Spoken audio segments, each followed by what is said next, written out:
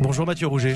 Bonjour. Merci d'être avec nous sur Europe 1 ce matin. Le Requiem de Fauré que l'on entend et qui sera interprété en l'église Saint-Sulpice aujourd'hui pour ce dernier hommage à Jacques Chirac. Cette messe d'enterrement, c'est une messe complète qui sera organisée et à laquelle vous participerez, Mathieu Rouget. Oui, c'est en fait la décision que nous avions mûrie depuis longtemps avec la famille de Jacques Chirac, que nous resterions dans ce qui a été fait pour les anciens présidents de la Ve République qui nous ont déjà quittés, le général de Gaulle, Georges Pompidou, François Mitterrand, des obsèques intimes familiales, et puis une messe solennelle présidée par l'archevêque de Paris, en présence du chef de l'État.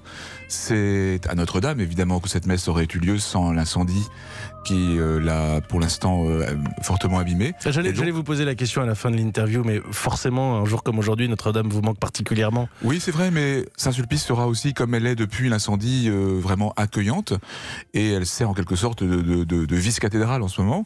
Et donc, c'est vraiment dans cet esprit de la Ve République, pour un chef d'État baptisé et catholique, eh bien, obsèques familiales dans l'intimité, hommage de la nation, notamment par un hommage militaire, et puis messe solennelle en présence du chef de l'État, présidée par l'archevêque de Paris et prêchée par l'archevêque de Paris.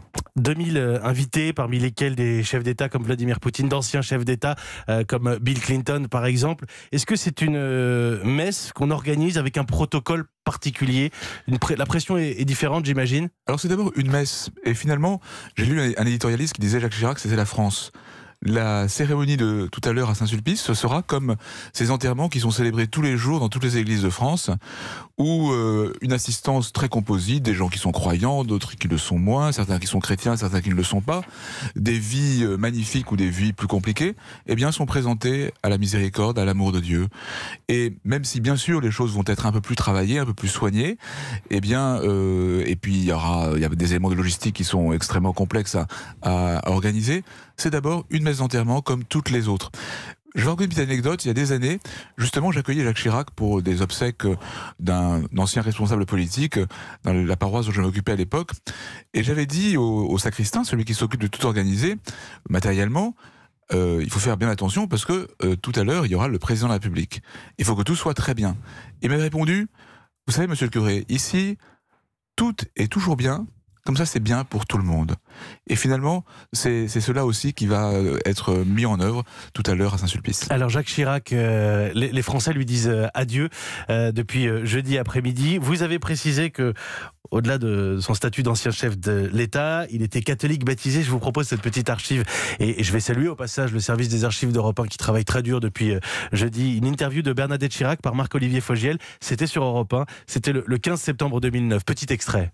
Bon, je vais vous donner un petit scoop. Quand nous nous sommes mariés, il n'était pas confirmé. Ah bon? Alors ça fait un peu scandale dans ma famille. Je comprends. C'était pas tout à fait le même genre de pensée.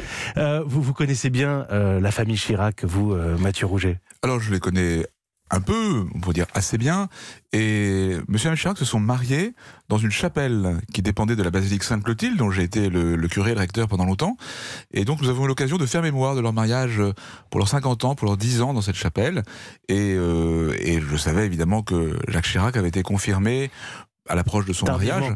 Voilà, c'est un homme qui a eu un rapport à la fois tout à fait complexe finalement, comme un peu chacun.